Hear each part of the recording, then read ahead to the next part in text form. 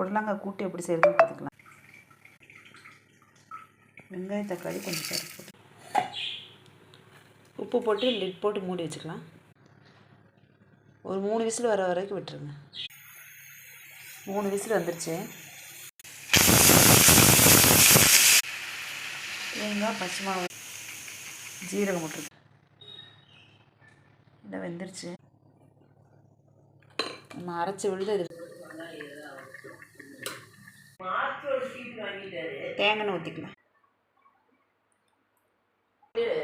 இருங்க சாப்பாடு